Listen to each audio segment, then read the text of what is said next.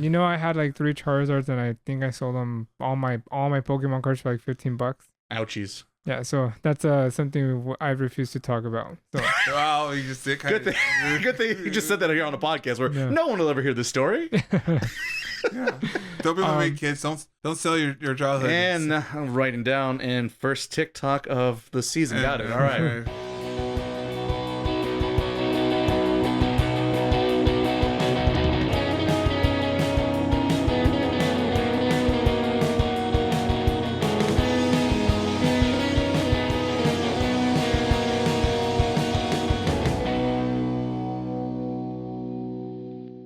Bienvenidos, minasan. Welcome to another rousing episode of the Otaku podcast. We're back after a solid little extended break because we have a lot of things going on here, but we're back and we're here to cover the fall shows of 2024. I am your host, Miles. We are a gang of our usual suspects in here, and we're going to cover we're going to preview some of the shows of the fall season. But before we get there, we'll talk about our weeks. But before we even get to that, let me introduce to our rest of our co-hosts here. Of course, we have Ivan. Hi, Ivan. How's it going? hello, how's it going? And Riveting. It's only a podcast, gentlemen. and of course, that How do you do so? As you pass, you tip the hat as you pass down the boulevard. I concur. Good day. Have a good day, sir. Good day. And of course, that'll be Ray. Hi, Hello. Ray. I am the normal American apparently on the podcast. Yeah. So it's like, how do your day go? What's up, dog? So first, before we start off, corrections to the Dodgers because we have to say it on the podcast. There you go. Well, World Series champions. I mean, we kind of said it on the last episode, and look. Well, we someone said guaranteed it on I think it was the last episode, but it was very interesting, that series. Whoop, whoop. So there we give it a shot. Congrats. You just made New York hate us. I still the best part. I think the defense is what they're more pissed about right now. Remember, kids, when you're playing baseball, make sure you always cover first base. Turns out you got to one position shifting. That was a play right there. That was a play. That play right there. That was the nail in the coffin. Boop, boop. Just play the position would be a good suggestion. I feel like every Yankee fan is saying right now, and still gonna matter for the next several months until next season begins. You know, the best part is that when you go to LA, somewhere in the East LA, there's a shrine that's like a funeral scene for the That's funny. for the Yankees, and there's like the classic Japanese, like a little like the black ribbon, and like wow, this is RIP, like wow. That... And if you look carefully, you can see pieces of like a fence, and it's just disintegrated. Defense just didn't happen. So I guess after our cycles, we'll now segue into our our weeks. Let's go with Ivan. Ivan, how's your week's been so far? So last time I talked about Marvel, and I reached the point where have you ever do something so much you feel like you forget how to do it? I want to say no. So I feel like I got to that point where I feel like I can't do it anymore. Like I can't. You lost your groove already?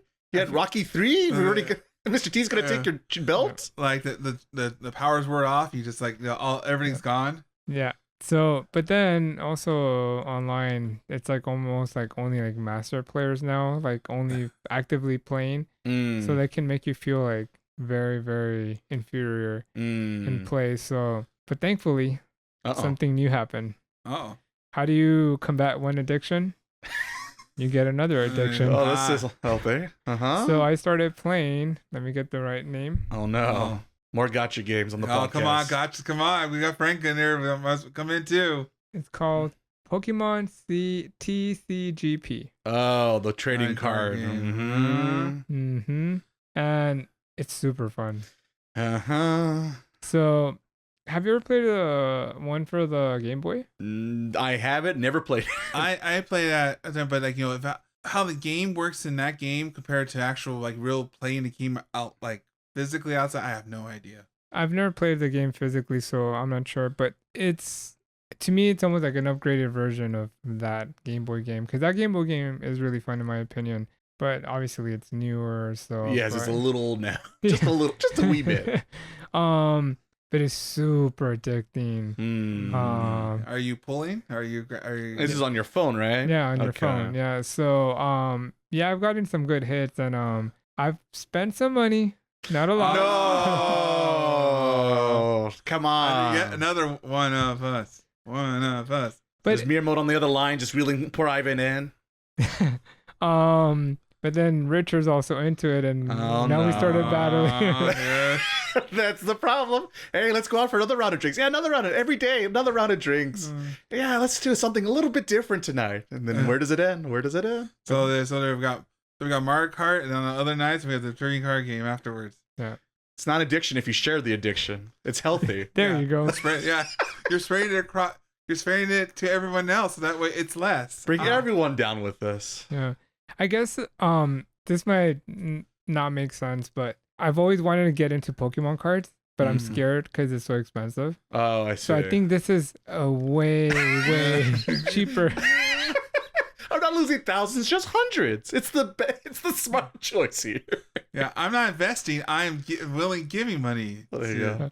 But the game does have like ways to get like more openings. It's kind of built in the game. So if you battle online, you get like kind of like tickets and stuff, and then you convert those tickets to like open a pack. So I feel like so that way you're not spending money. So I feel like it is in a way that you don't have to spend money. You could do it. You could. But you're never going to win the millions at the jackpot machine, Ivan. You got to put the big coins. And then what happens when the super rare Mewtwo card comes out, know? That's why I got lucky, because I got like really big hits really early. So I didn't, even Richard hasn't gotten them yet. So I feel kind of lucky in that way. So I'm not like really chasing something right now. But now poor Richard is. Oh, wait, it's pretty cool about it though, is that you can actually, when every single time you open a pack, you get like points, I guess, and you can convert those points and you can actually pull a card. So if let's say you're looking for a very specific card, like let's say like I was building a Charizard deck and I needed a Charmeleon, pulling, spending all the money and time. Yeah. Well, not money, but just time. Like, yeah, it's always one or the other.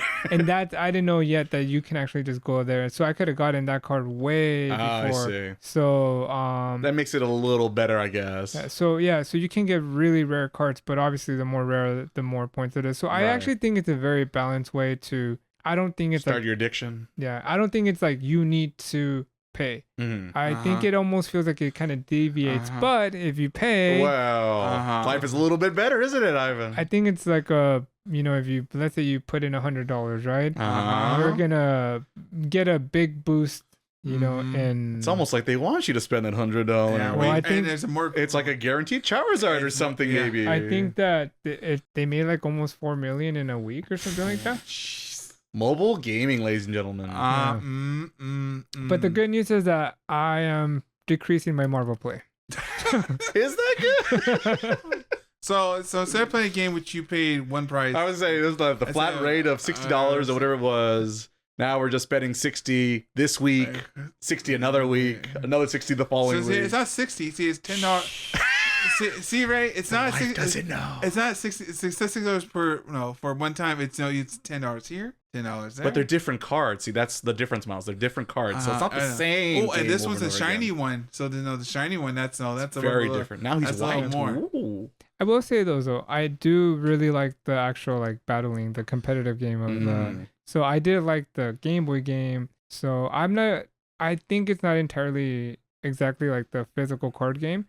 It's like kind of a variation of it, but it's still really, really fun. So that's what. Have you ever got into the physical one, or it didn't sound like? I don't think you, or have you? Well, when I was little, or back I in the day. You don't know how to play it. Well, yeah, I sure didn't. I just wanted that Charizard. Yeah, we bought packs, and I think that was the gist of it. That was the fun. I had like 3 Charizards, and I think I sold them all my Pokemon cards for like $15. Ouchies. Yeah, so that's something I refuse to talk about. So. Well, you just good thing you just said that here on a podcast where no one will ever hear this story. Yeah. Don't be my kids. Don't sell your childhood. And I'm writing down first TikTok of the season. Got it. All right. But yes, it's a fun game. I am actually surprised how fun it is. So we'll see. The battle of addiction out here. How fitting for the podcast.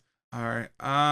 I guess Ray, you want to head up next? Sure. I'll talk about the little things about my week. So the few things I managed to do between now and since last episode is watch a little bit of anime, brother. You should know this. We dived into season 3 of KonoSuba, which is the Zone Crack Fest. Indeed, the comedy isekai of the generation, I guess. And, you know, if you're familiar with it, it's pretty much doing what it's always done before, where it's just, I guess for those who don't know KonoSuba, is an isekai where this guy pretty much dies in episode 1, gets teleported to a fantasy world, and he forms a party of a bunch of female characters, and it's kind of a harem, but really what it really is more of a harem before anything else is a bunch of idiots getting together and stumbling upon the way to victory for one reason or another. So kind of, it's like an ecchi comedy / harem kind of show, really. But it's more, like I said, it's more of in the backdrop, because meanwhile, here's like all these other dumb things with monsters and creatures and stupid things each character does, because this is the personality, and each personality is at 11, and they're just the most extreme characters and situations. Interesting solutions to certain problems. Yes. So, you know, this is quite, as I always say all the time, very much anime shenanigans you can get in KonoSuba. And, you know, I find it entertaining and funny enough. And, you know, sure enough, season 3 pretty much delivers the same gags. You get a little bit of a story and a little actual, once in a while, character stuff once in a while, just to keep you happy. It is me being a pretty more strict storytelling anime person.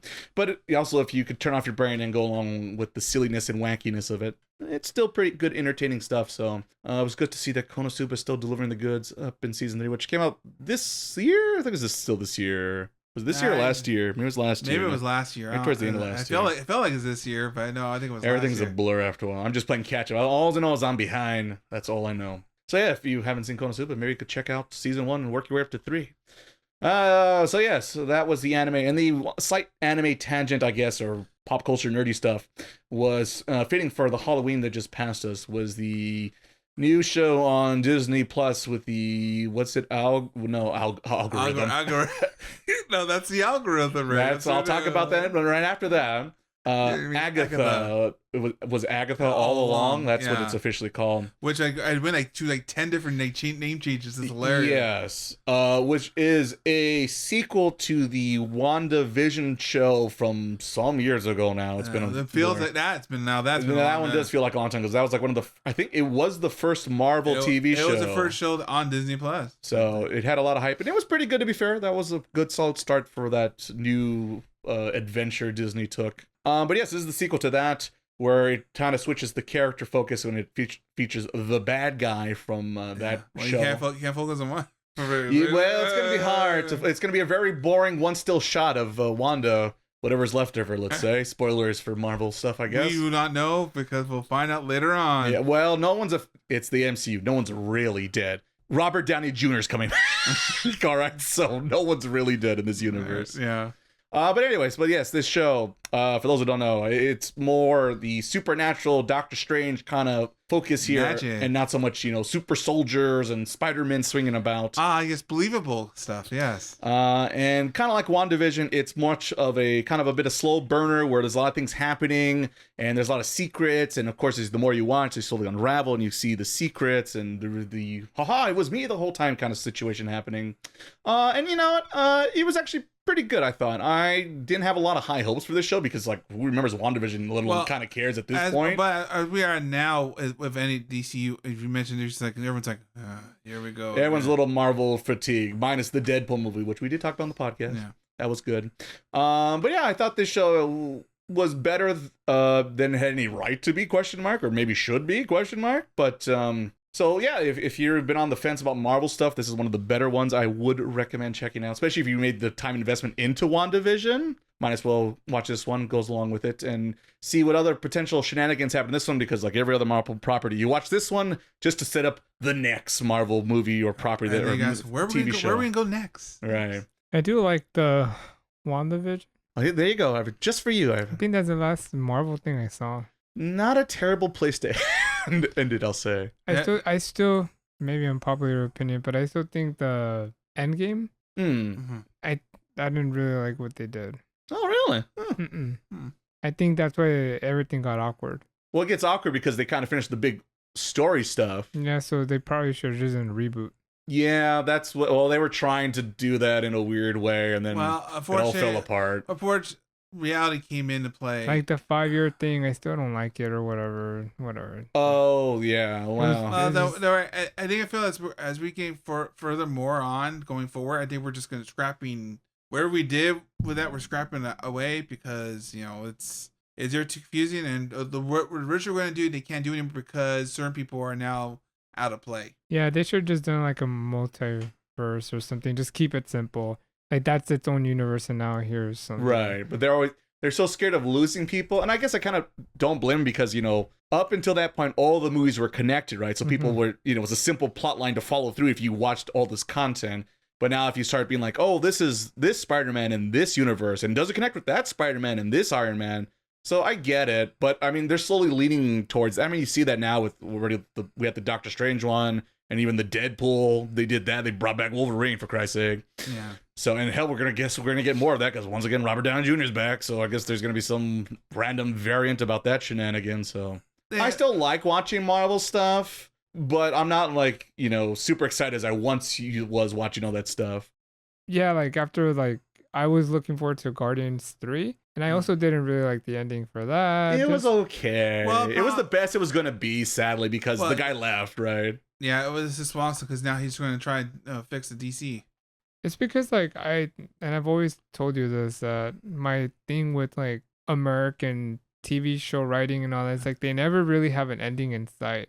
Nope. And that's one of the things I've always liked about like Japanese like productions, that like this is it ended. That's it. Have you seen Dragon Ball Daima?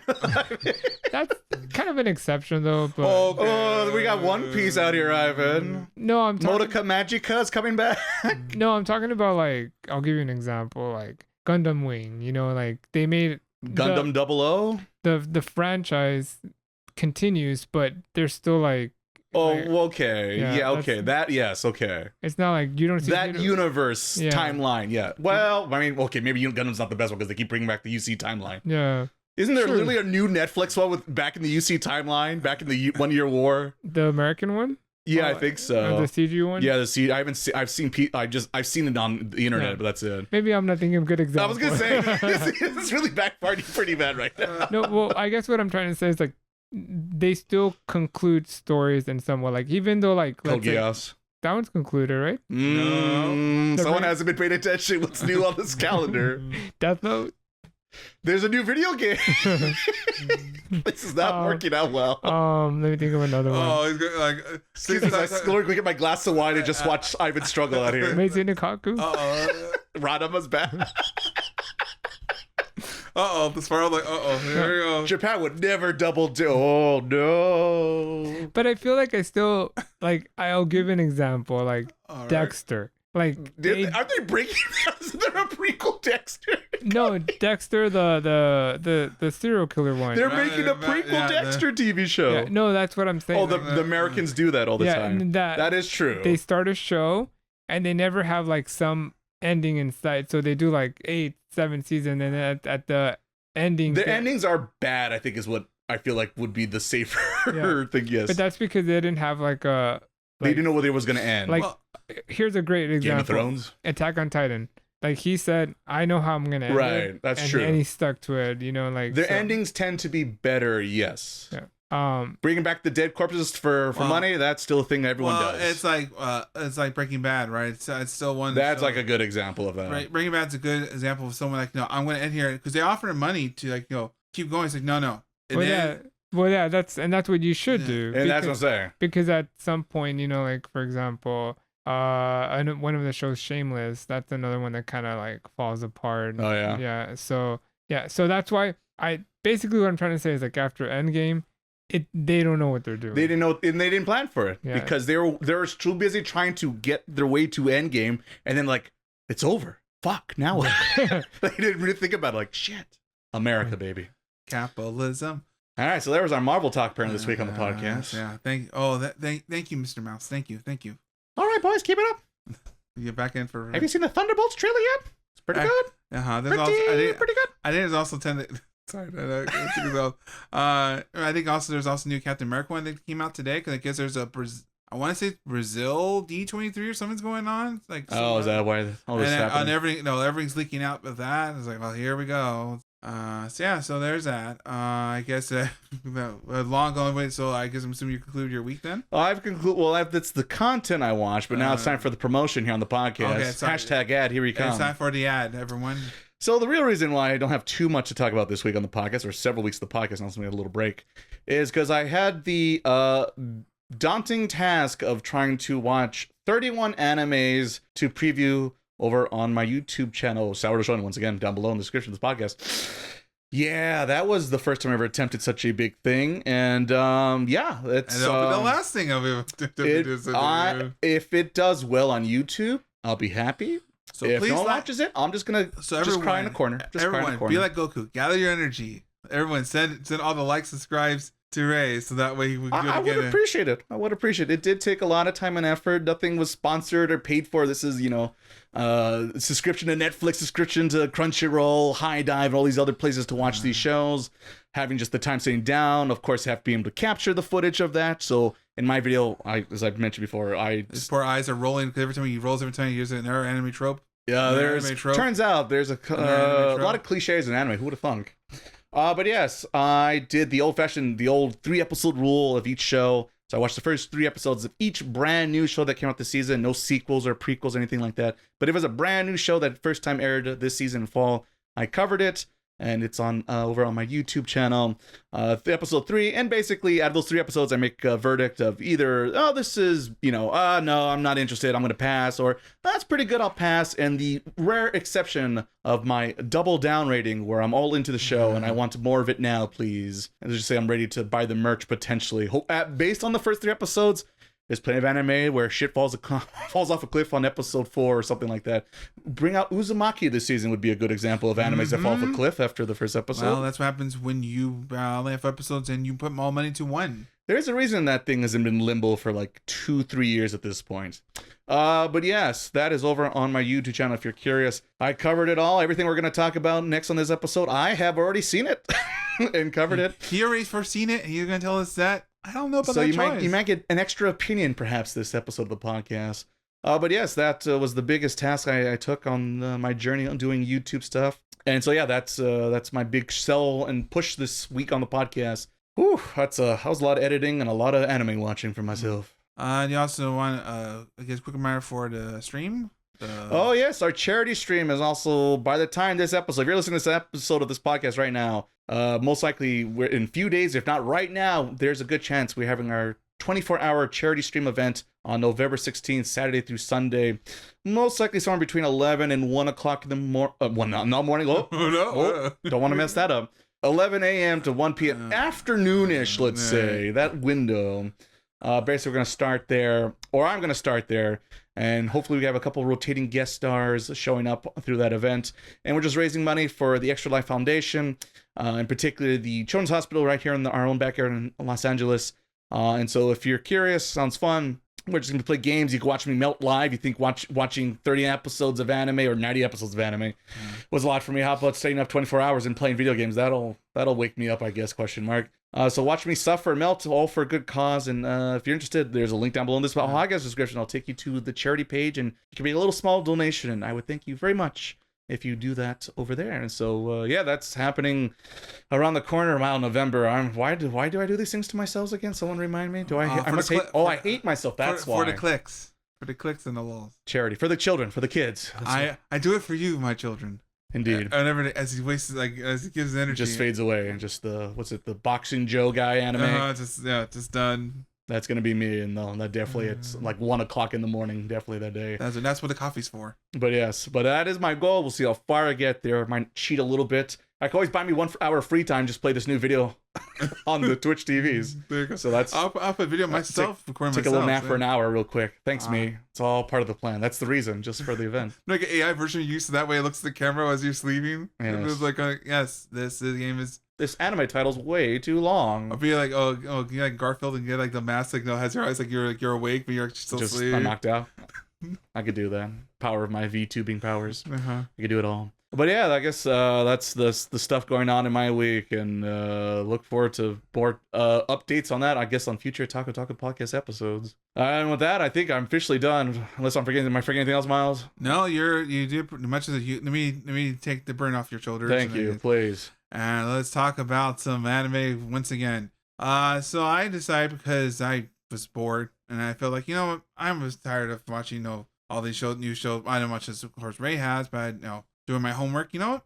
I'm gonna check this show from 4 years ago. So I started watching Digimon Adventure RE or ... or whatever you want to call it. It's the 2020 version of the first Digimon season, pretty much. Is this the sequel or the remake? It's a remake. Okay. So pretty much the concept of the show is basically what happened to the kids from the first season of Digimon, where everything happened in year 2020. So everyone has smartphones.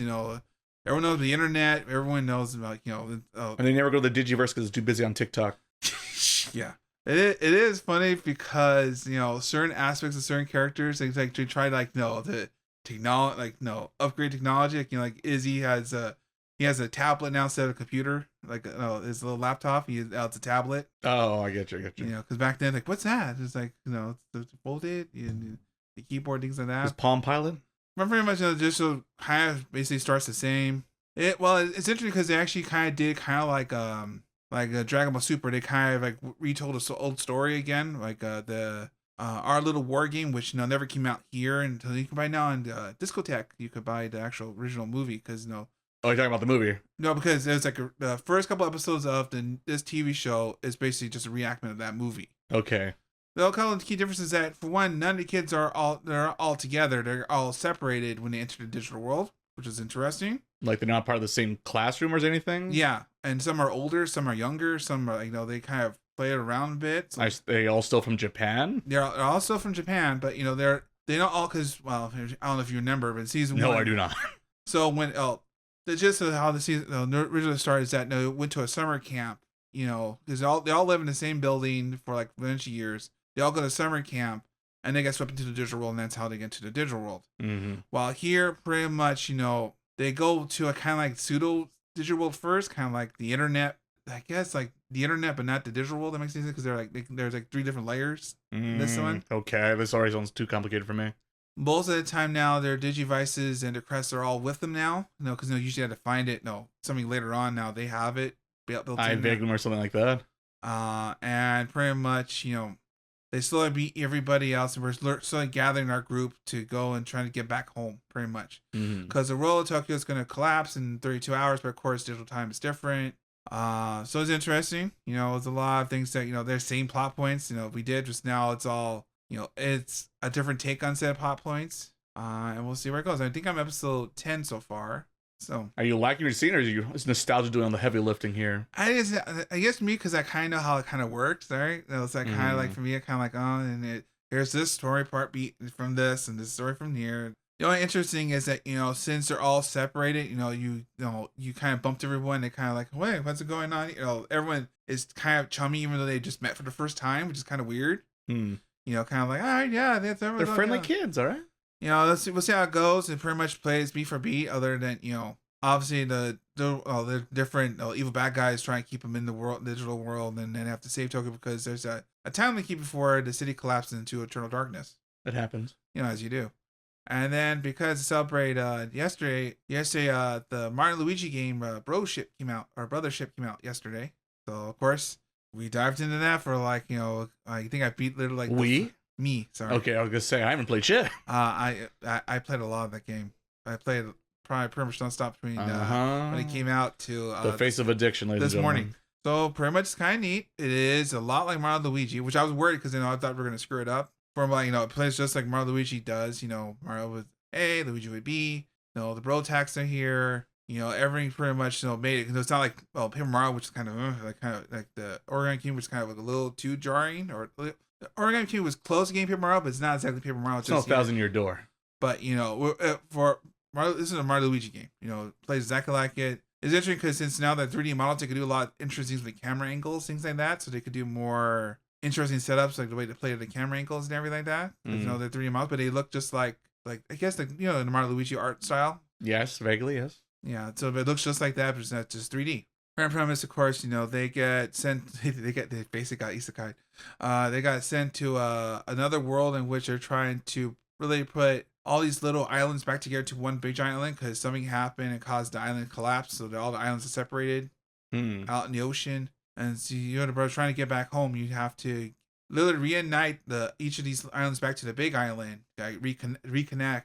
Sounds something out of One Piece. And then it's basically a lot like one. It is kind of like one because they visit different islands, you solve the problem on the island, you reconnect it back to the main ship, and you rinse and repeat, and you can do it for a long time. So it kind of worried me a little bit because it reminded me of like Luigi's Mansion Dark Moon, in which that was very chopped into little bits. Oh yes, and that I'd be worried for a sec, but at least in this one, the islands have a purpose. There's like they're not like not stopping going back to go back and play the same level again. At least I can finish the island and then come back and to keep exploring and moving on. Mm-hmm. The interesting is that their brother attacks are they're staples. Green shell, red shell. A lot of timing. The timing's pretty perfect. There's no advanced move, boo. But but the game is very forgiving for like the timing inputs.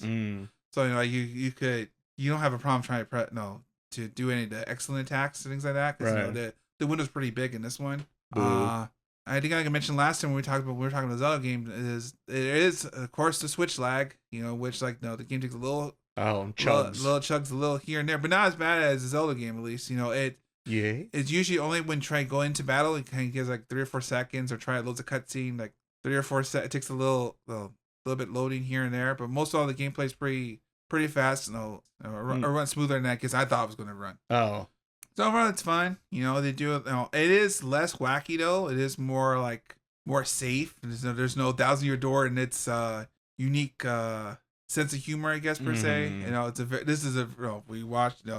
It's still fun. I was gonna say, is it trying to be extra funny or like funnier than normal? I wouldn't say trying to be funnier than normal, but I guess it's more safe humor. I guess it's not like say because they did some for a Nintendo game did some wild things. 1,000 Years is definitely out there, but even like the first Mario and Luigi game was still pretty funny and different from but I guess usual Nintendo fares. No, but that was more like kind of try to be more. I wouldn't say strange, but a little more out of the norm than a Mario Luigi game or Mario game per se. Well, this is leaning more towards Mario, but there's still a little wackiness here and there. They do have a lot of good expressions, and they do talk Italian gibberish, which as a fan of Banjo-Kazooie, I'm glad we still have that because I was if they started talking or we're just like beep beep beep beep. At least they're going and they talk to each other. And there's they give Luigi a lot of like I guess inputs because a lot of things require Luigi logic as they call it. So you press the L button and he grabs items for you. You get certain things in battle like certain battles, he finds something outside like the player area, so it incorporates into the player area, so that we use that to like do more damage to a boss or during combat. Yeah. Well, only like the boss battles. Not every single battle, but there's certain moments you see something in the background. It's like I could do something with that. It's more immersive, I guess. Other than that, it's pretty fun. I finished part 1 of like assuming a good chunk of game, and it's probably a pretty good way. Like it's a good way to call it like a swan song, or it's a pretty good way to end the Switch. Sunsetted. It's a good sunset. You go like, this is the best game, and this game I'll bet you it was better on Switch too. Hopefully. On the homework, I guess that concludes my week. So I guess we're done with our weeks. Yay! We'll jump into our main topic. We'll swim right into it. We're gonna cover our previews of the 2024 fall season. I know it's a little bit late, but bear with us. It's well worth the wait. I guess so each one of us chose 3 shows. We previewed. We watched the first 3 episodes like we always do here. What are the rules? You have 8 minutes to talk about whatever you'd like to talk about that particular show. Yeah, try to sell it. Try us to convince us about we like to watch that show. I guess what you liked about what you didn't like about it, and you have 8 minutes to talk about whatever you want. But that's the whole group discussion. Yeah, right. Yeah, I guess. Well, you need to introduce to everyone what the show is, because you got to assume no one's seen. Well, lucky for you, I've seen everything, but let's assume I haven't, and everyone else, your listeners, haven't heard it. Yeah, poor Frank. Yeah, poor Frank. He's out of the loop this season, so we need think about you're talking to Frank. You just saw this show. Yeah. You need to convince Frank this show. Imagine Frank's right here. See Frank. Either good or bad, I guess. We'll put this like little like. Ideally, if you can't give it away, ideally 100%, like this show sucks ass, then that. Wait, there we go. All right, so let us begin. Okay, so the first show I covered is Blue Box, the English name, but in Japanese is Ao no Hako. So the story is the main character has a crush on this girl that plays basketball, and she's like an ace, and he's been like checking her out. Pretty much, a little slight stalkerish. Yeah, A little bit here and there. Thank you. See, the assist. So he has a crush on her, and then they interact something in the first episode. Blah blah blah blah. Things happen. Blah blah. You know this goes. Sports. So, but the premise of the show is that her family goes. They're leaving Japan. They're leaving Japan. So the main character and the girl he likes, their moms were teammates in something basketball. Basketball. Okay, so for her to stay, because she's pursuing the nationals or something like that. Yeah, basically, she wants going to nationals in Japan. She's gonna be living with him. And so that's like the premise of the show. And so he has a crush on her. He really likes her, and he has a best friend that's kind of go for it. And then there's the childhood friend, The childhood friend, anime staple 101. But I'm gonna say this. When I started watching, I'm like, yes, I want this drama. I want this drama. Bring it. Also, the animation is gorgeous, so I was like, I want the drama, I want it up here. So got the napkin out across his neck. He's ready to dive in the buffet. He was parched in the desert. He's like, and now there's a storm coming in. And then it has I felt like it was not like so much of a change, but like it had like the sports element thing going on it. There is because there is the sport because he's also the guy, the main lead. He plays badminton, and like that's his justification going into school. He's like, "Oh, I'm here to practice badminton. Definitely not to stalk you at all. Definitely not." So yeah, that's the preview. Do you guys have any questions on the preview? No, that's basically the quick version is these two sport nuts where she's really good at basketball. He's pretty much not really good in his sport, but he's trying his best, and he has a crush on her, and they kind of end up becoming roommates under his roof because anime shenanigans. And that's the initial premise and setup, and so it is definitely a comedy romance. Potentially a lot of sports ball also it's a comedy romance anime and also a potential sports anime. Yeah, and then it has like the love triangle. There's also a love triangle. And that's what I was looking forward to. Because I know you've only seen up to episode 3, but some of that element is coming up. However, I have to say that I've said this a lot in my things that I really care.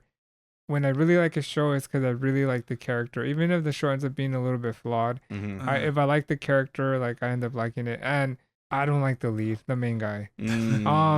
It gives me Rent-A-Girlfriend vibes. Oh no, the worst kind of vibes. Kind of like so 3 seasons, then I can't wait. Yeah. And their whole interaction, like the main girl, the basketball player, and him, it's basically how like Rent-A-Girlfriend is. Like this stoic, girl that's like kind of quiet and she shows no emotion. Then this guy's like, oh, I really like her in his room, and then she does something like gives him a little bit, and you know what I'm saying. So that's like kind of like accidentally touches his shoulder. Oh my god, she likes me. Oh. Yeah. So it has that going on, and that's a big turn off for me. Like the fact like it just kind of made it be that it's just like I don't like that. Rent-A-Girlfriend just really killed that vibe for me because I feel like he has no personality. I don't know if that makes sense. He is rather bland in the first 3 episodes I saw. I'll say that. And I feel like he has like almost like I was how I will bring this show up because I guess this is kind of like a very like easy show to compare to, but one of my favorites, Kimi ni Todoroki. I know you said that you don't like the main lead of that one. The male lead. Yeah, the male lead, yeah. And I still feel like he is one of the weaker characters of that show. But I still feel like the way like the writer wrote him through like how she expressed herself of him, gives it like a more of a, it makes it more three-dimensional in a way. Mm-hmm. But this one is just like he's like just almost like checking the box of like what you want the guy to do, you know. Oh, you want him to do this, or you want him to, like, he's almost following a script, and it doesn't feel like this is kind of random. If you put like Naruto in like a comedy romance, you know, where they like, you know what they're gonna do, you know what they're gonna say, you know they're gonna, yeah, I'm gonna do my best. He's a copy cutter, generic black hair protagonist. Yeah. So Kirito, yes. And then you have the girl that you never know what she's thinking, and it's like, so I feel like, I know it was probably gonna sound more hype about it, but that really turned me off. So you're passing it this season, it sounds like, for sure. And also 2-minute warning. Yeah, but last thing, the love triangle thing is starting to kick up, and that's when, ooh. Now you're back in? Well, because of the drama. I do want to see the drama, and yeah. All I can say about that part is, and I've talked about this before when it comes to that trope, I don't mind it if it's like, oh, I've always had feelings for this character, but I'm too shy to say it. But this is the classic, I don't have feelings for him, he's just nobody to me. And then all of a sudden the real heroine shows up like, oh shit, maybe I do have feelings for him. And I was like, oh my god, that's when it drives me insane. At least not, at least his sister, at least. See, oh god. See, at least I'm gonna check that box. Yeah. That's the next anime show I'm sure we're gonna cover. And that's based, but I feel like if you are looking forward to almost the way I'm describing it, you're like, oh, I want the misunderstandings, it's a very by the numbers comedy romance. Is there any sports at all in this thing, or just there is little from what I saw. Yeah. Like the whole thing is that he wants to basically, and this kind of bugs me too, because he wants to like show his worth by making it to a nationals, I guess. Yes, she's going to nationals, and now he wants to keep up with her, despite she actually has a good chance of it, and he doesn't. But don't worry, it's anime, so he's gonna level the fuck up and get there. Yeah. Kirito once again, yes. Pretty much. If Kira can do it, so can I. Generic black hair powers combine. Yeah. But it is. I'll say this. What's the one that you didn't like? The one of the one girl that was a country bumpkin. Skip a loafer. Yeah. I think that one is better than this one. The problem with skipping over real quick is just the fact of not even so much the main characters. It's just everyone was just too understanding for me. Oh yeah. It was just like, wow, these are the most like smart, like 30-year-olds for 18, 17-year-olds I've ever seen in my life. Everyone's just understanding. I understand your feelings. What do you mean you understand your feelings? You don't understand your own feelings. Shut up, child. But yes, okay. So there we go. There's your blue box presented by Ivan. All right. Right. I guess you want to go next. I'm gonna go. Okay. Let me go. Let me bust up my notes. Let's go backwards. Let's start backwards from my list. Let's go backwards. I always like to go backwards. Let's start it. My first anime up this time on the podcast is a show called The Do-Over Damsel Conquers the Dragon Emperor. This is over on Crunchyroll. In this series, we're introduced in pretty much where it's really bad for our main protagonist, who is a female warrior who is getting pursued by the might of the whole kingdom because she is thought to believe to committed crimes against the kingdom and is trying, it pretty much is, they're trying to kill her. The thing is, she did not commit any crimes. Her only crime was figuring out that her fiance, who is the prince of this kingdom, turns out is having sex with his sister. Sweet. And he doesn't want that secret to come out, and so he has the whole kingdom go after and basically kill her to silence her and not find out. The twist here, as the name suggests this title, is right before she's about to die, anime shenanigans happen, and she travels back in time to the fateful night where she was proposed to by this evil prince. And of course, knowing what's about to happen, she wants to change the course of fate and time and break the chains, right, of fate. And what she does on the fly, because she doesn't know what to do, because she can't believe what's really happening, and it's happening, she decides to marry the next living man next to her and proposes to this random person. And it turns out the person she proposes to is indeed the Dragon Emperor, is in the title. The thing about the Dragon Emperor is in her original timeline, he is this enemy of the kingdom and goes on a rampage and destroys pretty much his own kingdom, their kingdom, and anyone else is in his way just for his own pleasure. So he's a pretty bad hombre. But surprisingly, in this new timeline she finds herself of, he seems rather pretty timid and a nice fellow indeed, and actually accepts her proposal on the spot, and thus proceeds to whisk her away back to on his ship and send her back to his kingdom to announce their marriage, I guess, to the kingdom. Of course, it doesn't end there. because in his own kingdom, everyone is trying to overthrow him as the ruler of the land and make themselves the #1 commander. And it's a lot of political intrigue with other different kingdoms and dukes who want to take over the land. And lucky for her, our main lead, once again, is still an OP broken female warrior protagonist and can fight her way through all these armies with her broken powers. Did you have 2 swords? Not yet, but that maybe episode 4 we'll get there. And so yes, it is a bit of a comedy action series where there's like little kids running around and just like whooping all these grown ass adults because she has all these skills and abilities from her previous experience leveling up. She's a new King Plus mode, I guess, is the way to think about it. There's the bit of a mystery of the Dragon Emperor himself. He seems like a rather nice, timid fellow who's like wants to bake her cookies and just wants to do all these really nice, sweet things to his future bride. But you know, deep down, you see that subtly. Also, he has like a darker side to him, where it's like if he has to kill people to get his way, he has like no problem doing it. Oh, how good community. A little bit. So yeah, he has a bit of a Jekyll and Hyde thing situation going on there. And so yeah, it's the real question is here: is she gonna be able to pull off? Is she gonna be able to break her fate and change the thing and make the world a better place? Of course, along her journey, she meets other people she met in the previous run. And so she's trying to basically change all these fates because people who were supposed to die at a certain point in the original timeline, now she's trying to like get them across the finish line. So maybe a little, if you're a ReZero fan, that has a bit of that going on in this show as well. And so yeah, that is the main premise in those first 3 episodes. How Raeliana. Yes, and it reminds me of that. Yes, indeed, and that's why I was into it pretty early on. Is it definitely have some Raeliana vibes of trying to change the story events to occur.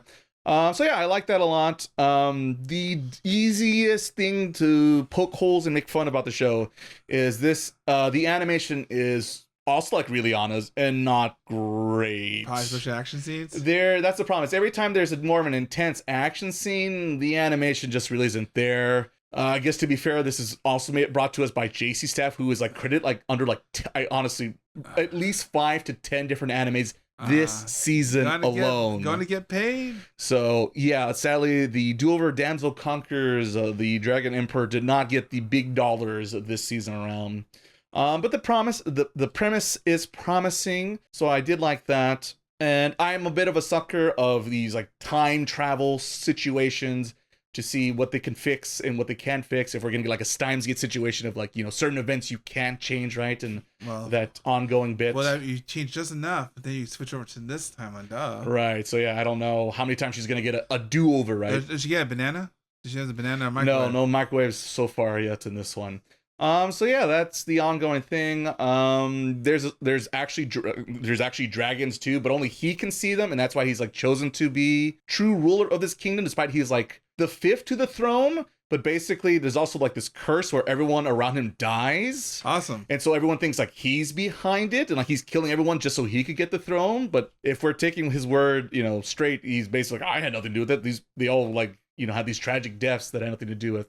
So, I don't know. Maybe he's lying to us. I don't know. And there, like I said, there's this one scene where he talks about like, oh, this marriage should be fine. It might be a problem in like 2 years though. And it's like, what do you mean 2 years? What happens in 2 years? Does he know something? Is he aware of the time travel, or is what's going on? It's always like just enough mystery. And like I said, it's nice to see a nice strong female lead in an anime series. What's the name of the show again? It is the Do-Over Damsel Conquers the Dragon Emperor. It is a mouthful of a title, and honestly, titles like that makes me think like, oh, this anime shit. But it's a bit of a pleasant surprise this season. Trying to think anything else of note. Is it good dialogue? Because I know that's what Shell Raeliana is. There was very sharp writing. I would say the writing's not as sharp as Raeliana's, but it's still overall pretty good. Yeah. And I like the political intrigue because in the first 3 episodes, you see this whole thing of like I said, there's like this duke who is basically gonna sacrifice his own daughter just to get some more land. Awesome. So he's an asshole for sure. And this is like big political, like Game of Thrones situation. If I do this, like 4D chess shit happening out here. He sounds presidential to me. Yeah. So yeah. It like I said, it checks a lot of boxes, kind of in a good way. Because like I said, it's like an action comedy. But then if you want a little bit more serious and political intrigue and people playing the long con game, political stuff. It does that as well. So not a bad little show, I would say, this season. All right. Now I guess I'll show my first one. Guess what? Spoiler alert. It's an idol show. What? No. Not Miles. This podcast? No. So that's right. It's time to go back on the Love Live train once again. Though it's weird now because now it's funny because in the restructuring of Sunrise now is a subsidiary of Banco Namco Filmworks, which I think is hilarious. So we're talking about Love Live Superstar Season 3. That's right, Season 3. I haven't played the Mario Party yet. So pretty much we leave off from Season 1, or Season 2, I guess, sorry. They finally won the Love Live, which is weird because... Wait, there's a Love Live? Yeah, okay. So in the World of Idol shows here, so it's like the competition. It's a competition called the Love Live. Yeah, that's what it's called, Love Live, because that's the... Okay, I never knew that. And I said it didn't fall because it was like 1, 2 things, and now it grows according to the lore. Now it's big giant everything around the world, colony and things like that. Because it was like a small thing, but now it's a big giant thing. So the interesting part, because this is the first actually got 3 seasons. Usually most of them last 2. So this is the first series actually got 3 seasons. And it's interesting because they kind of wrapped around in the second season. So like, what do you do now? Once you win a competition, what do you do afterwards? Because you just run. You be like the Dodgers, you just run it back. Like you get everyone just go win again, right? That's a conundrum, especially the way how season 2 ended. People were leaving, people were like, moving on, right? And it's funny because they kind of have to like take it all back because like circumstances go beyond control, in which our main character has to go back to Japan even though she was gonna leave. But like the logistics like coming back and like how do you tell your friends, I'm gonna leave, I'm gonna go to I think she was going to France. I'm gonna go to France to study music. I'll see you. It was big epic season 2, like big epic moment. She's moving on. And now since that got pretty much got postponed, right? She has to go back and face everybody. Like, yeah, so I'm gonna be here for an extra year. So it's funny, like trying to like you have this big giant send off and trying to like right. It's supposed to be a big emotional moment, but now it's worthless. And I was like, so I'm back here. Hi everyone. Pretty much the antagonist of season 2. There's an antagonist. Yeah. Because they're rival groups, I guess you should say. Our main group in this series is Leah or Lilia. I can't say it right. That's the main group because every version has like the main group, I guess. Mm-hmm. And there's the rival group. So obviously the rival group lost, but now they're joining the school that the Leah is in now, and they are kind of forced to try to mingle and try to learn how to get better so that they don't lose again. Pretty much, that's like the gist of it. And so instead of trying to reconnect with the girls again, she kind of forms up with the rival. She joins the dark side? She joins the dark. That's what they're saying. She joins the dark side. So, but no, I say that, these shows are very light, fluffy. There's no real dark side. We're supposed to kill the rivals, not join them. But like she joins the other side, and that's like, ooh, so we're like, there's 2 dynamics. Because like, there's this group, like with her and stuff, and then there's still the old group. So it's like a interesting dynamic. Like, how do you manage 2 groups? It's interesting how, because there are a lot of like drama aspects because like but I thought you were gonna join us back. Right. But you waiting to join back, and also so it's interesting. I said there's money all over the place, animation wise. Oh, okay, I was gonna say, we're just throwing money at the school. What's going on? Well, because Sunrise, Sunrise does all the singing and dancing. There's like all the money in Gundams is for this moment. Is it CG singing and dancing? Well, see, it depends. So and I guess the main series there is like CG, but they do like splice in like 2D like animations once in a while. Mm-hmm. So you kind of like go back and forth between, because obviously you can especially now in this series there's 11 girls dancing on the stage. How you manage, like animation wise, how you gonna manage that? Right? How do you manage that story wise? Is my real question there. CC. So you break them to groups, right? So like the negative problem. So you break them into groups, and that way these girls like animate this way. These girls animate this way, so that way it's easy because they all could be on stage dancing, singing, moving around. But the budget's not totally cracking under pressure. So like I said, I enjoy it. Shocked to nobody. Obviously, it's not gonna move any further in here. I just want to talk about it out loud because I was enjoying for this moment for this whole darn year. I didn't have a clue. And that was that 8 minutes. No, actually, 2 more. Actually, 3 minutes. I got bonus time, huh? Yeah. So basically, the interesting he's using it. So the interesting about this one, because this school is a brand new school, because it used to be like a former like girls only school, but then because are there boys now? There's actually boys in the school. Ooh. But like I said, you say that, but wasn't that one of my And that was critiques from last. One of my critiques from some of these shows. I'm like, where are the men? Oh, well, there's your boys. They're there. They do exist. They're in the background. Yeah, they're over there. Yeah. They have no speaking lines. Shut up back there. They show them with just like they're covering their eyes. Yeah, they have no face. Yeah. Generic black hair character. No. They do have face. We're not savages here. They do have face and things like that. But you know, the interesting thing is that because this school's technically a brand new school, right? They have to repopulate the school because Repopulate. Well, because there's no like first year class. So like the girls from season 1, were literally the first students at the school. So now, like in season 3, they're now pretty much the first ones to graduate from said school. And but the school is finally it's a full school, and it's the whole. All right, I'll trust you on this. Dynamic things like that, whatnot. So it's different than any other one so far. So, in a good way, it sounds like. All right, they have more time. 1 minute and 20 seconds. I say you should check it out. It's you can watch all seasons on Crunchyroll. And is it a manga? No, it's I guess anime only. Yeah, anime only. Oh, okay. Though they did announce they are making a live action series next year. I don't know how that's gonna work because it's one of those like. Certain things you get away anime stuff, right? But like, saying things like it's like anime in general. You like, see a bunch of 20-year-olds act like 12-year-olds is gonna get silly. Yeah. I mean, that's like the silly, weird part. I don't know. I just don't know. What season is this for this, by the way, again? This is season 3 of Superstar. So technically, this will be 1, 2, 3, 4, 5, 6. Is this like Sailor Moon naming, where every name's something different to just confuse you? Yeah. So there's like Love Live. There's Love Live Sunshine. There's Superstar. There's Nijigasaki, School Idol Club, which these are the same characters. No, they're different. They're all different groups. Well, let's focus on the main. Well, you have like no time here left. You got 20 seconds. Well, that is the main. Well, that's the main group for this. I mean, so how many seasons you have to watch to get this far with these group of characters? Focus on this thing you're talking about. 2 seasons. Okay. Yeah, because they're all a series of different girls, I guess.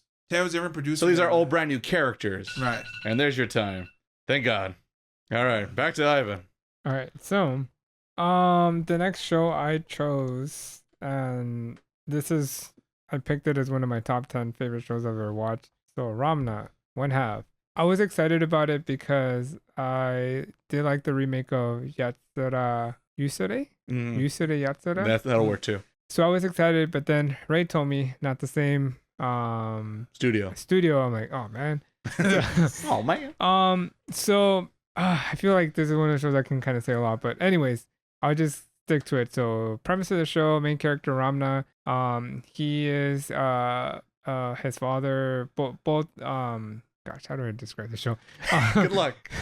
So basically, you got 8 minutes. I did in 90 seconds, just to let you know. Yeah, just flexing. So basically, the two parents of the main character Ramna and then Akane want to marry them because they want him to inherit the dojo that the Akane's dad has. Yes. So that is the show. But he turns into a girl when he gets dosed with cold water. What's the name of the writer again? Romiko Takahashi. There you go. So so if you're familiar with Inuyasha, what else? Yusuri Yatsura. Yusuri Yatsura, Meitei Nikaku. So same writer. So very wacky, just wacky. So the animation is it's a little interesting. It has some color schemes. Like it still bugs me. They go into like these purple during the action scenes. Yeah, and it's very. Sometimes I feel it works. Sometimes it doesn't work. I think one of the biggest things. Did you watch it in English or Japanese? Japanese. Okay, so I stand by this. The voice cast of the original. Well, it's the same voice cast. It's one of my favorite voice acted shows I've ever watched. So right away, you can hear the age of a lot of the characters. They are older. Yeah. It was a little bit hard. For example, Akane's sister, Naviki. She sounds like a granny. Like she just sounds like a granny.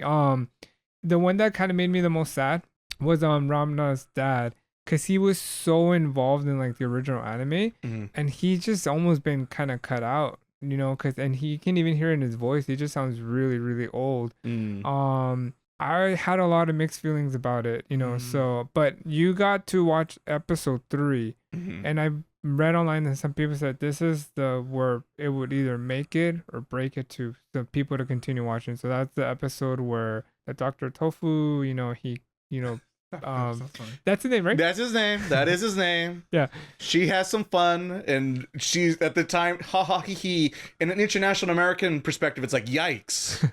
So she makes him, lose his strength, and then shows Akane's character, how she can be caring, because the whole dynamic of the show is that Ramna and Akane don't get along. They're always fighting. They're always butting heads. They're always bickering, and the show eventually, they're growing closer and closer as are watching. But it's one of the most wacky show you can see, because I guess I haven't even touched on that, because they're all cursed, Yes. So Ramna's cursed, his dad is cursed, all the other characters that come are cursed. They're gonna come. Yes, there's more transformations into a lot of different things. Let's say not just cute red-haired Chinese girls, which I still don't know why Ranma's supposed to be Chinese with the red head, but okay. Yeah. Oh yeah, that's one thing that's. But that's always just it's funny and cute, and it stands out when she puts it in color in the manga panels. Yeah.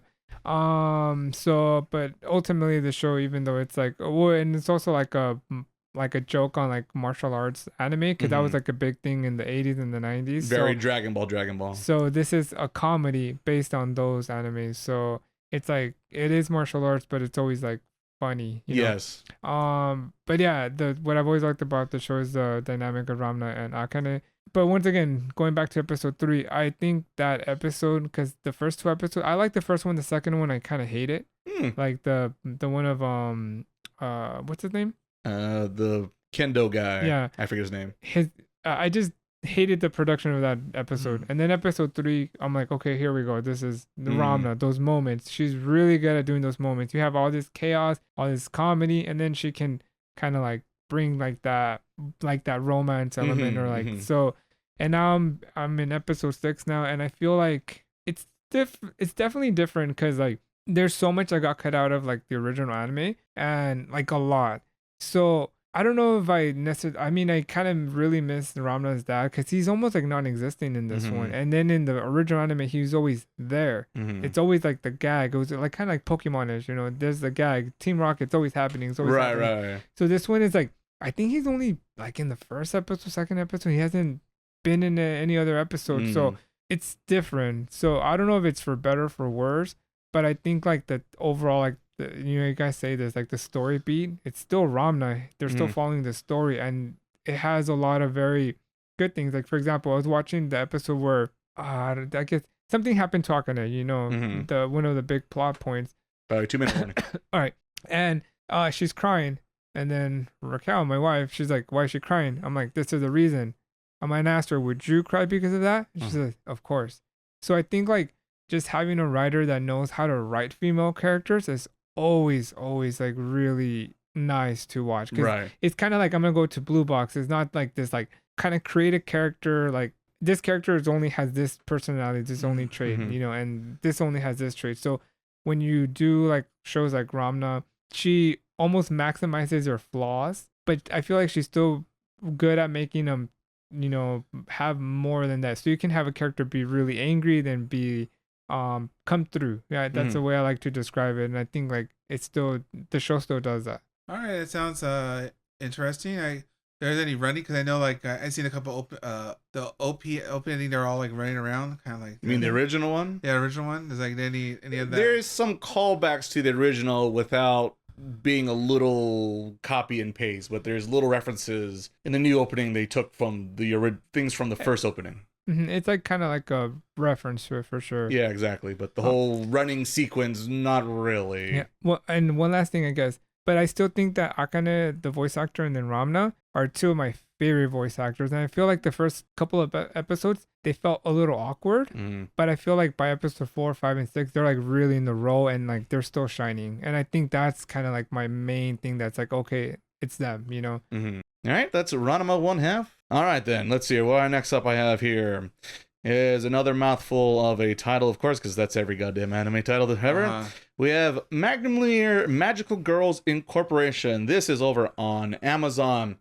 In this show, believe it or not, there are magical girls here. What? No. Right, so the thing here, it's a bit of a twist on the magical girl genre.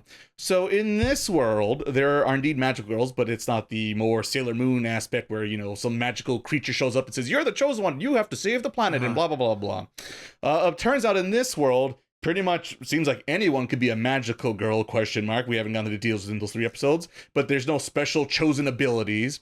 And it is necessary that a lot of people could be magical girls because apparently the world is riddled with monsters and wreaking a havoc throughout Japan, at least so far we've seen in the show, if not throughout the whole world in general. And it's become such a problem and a potential lucrative position as many companies decide to form up and recruit their own magical girls, and they have a corporation of magical girls to send out to solve the problems. So if you're familiar with the movie Ghostbusters, think of Ghostbusters, but instead of fighting ghosts and the supernatural, they bring out magical girls to fight supernatural monster beings of some sort. So that is the world we find ourselves in here. And this one, our main protagonist is a recent college graduate who is going through the interview process looking for different jobs and just trying to find something to land. And she has like no future, like, oh, I really want to be a chef or I want to go into this business or this corporation. She's just kind of going through the process, kind of like, I don't know what to do, and pretty much just striking out wherever she goes. Me too, kid. Me too. Unlucky for her, during one of her interviews, it gets interrupted by one of these monster creatures that show up during her interview and cause a menace. And the interviewees or interviewer, I guess interviewers, have to call one of the magical girl services to show up and save and deal with this monster in the case. And sure enough, a magical girl shows up. She is a bit of a straightforward, tough, talking, not the most delicate flower would say if a magical girl shows up, but knows how to fight her way through the situation and seems competent. But she's a bit of in a struggle, but luckily for us, our main protagonist steps up to the plate and helps her to save the day, and thanks together they team up and indeed save the day. And after experiencing this herself, she goes like, you know what? I do want to be a magical girl myself. I want to join you and do the good deed and help out people. And, you know, she feels like this is her calling.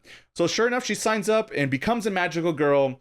The downside, I guess, for her is while there are a lot of corporations with magical girls, a lot of them are a little bit more lucrative, successful, have a lot more money to spare. The one she works for is a discount off-the-shelf little nook in the cranny startup business situation. And it's a very small tag team. It's only her and her senpai magical girl working as the main line of defense when it comes to bringing in the money. They have the main boss, who for some reason is cross-dresses in a very like girly 80s outfit that's very pink. There's a potential tragic backstory there we haven't gone to yet. There is pretty much the normal business guy who just picks up the phone and, is good assistant. Nice. And of course we have the otaku representation, who is the nerd geek guy who does all the tech support and helps them do their transformation sequence, because of course the magic girls, we have a transformation sequence, but this time it's more of a magic meets tech situation, because they have like this magical ID and they use it and they summon and they do the whole transformation stuff. So if you're looking for magical girls transformations, have I got a show for you this season? And so yeah, that is the premise of this show. It is, magical girls being called on the fly with these monsters wreaking havoc. The story is slowly revealing the works of this world and how the monsters work. It seems like maybe they don't say 100%, but the little I got of it, it seems like somehow negativity or something, very cliche, right?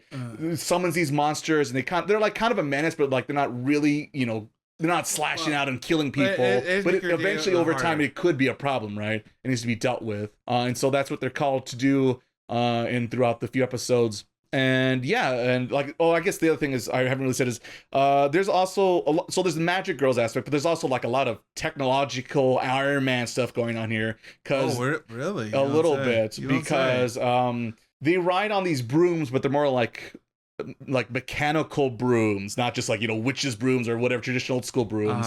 So there's also a little bit of that, as I mentioned, with the ID transformation. I'm intrigued by this. Yes. So is it kind of like Power Rangers? A little bit. They do have that little bit Power Ranger, especially with the transformations. Definitely similar Super Sentai, right? I feel like that and Magical Girls are like neighbors to each other when it comes to that kind of stuff going on in the anime Japanese sphere. So yeah, that's going on there. We also see a little bit of the other corporations who look a little bit more evil or sinister in the way they manage their magical girls, and they're all just like dollar signs to them and they don't care about them. They toss them away and look for the next employee that's gonna rake in the dough for one reason or another. Meanwhile, like I said, we have our little startup company, which, either care about the way they do business, the way they handle the situation, and they care about each other. They got each other's back. So, it's definitely got that little bit more like wholesome, nice vibes of, teamwork and effort, and together we could pull this through if we work together. And then you can see the antagonists, if not just villains, also potentially in the show coming. But how do you know if you can qualify to be a? They don't really say that, and it sure implies that almost anyone can be a magical girl if you. Yeah. Where's the voice of All Might? Yes, you. There's no superpowers. There's no Harry Potter test or anything like that. It's just and thanks to technology, I guess you can be. Is the way it kind of talks about it, but it really doesn't talk about it.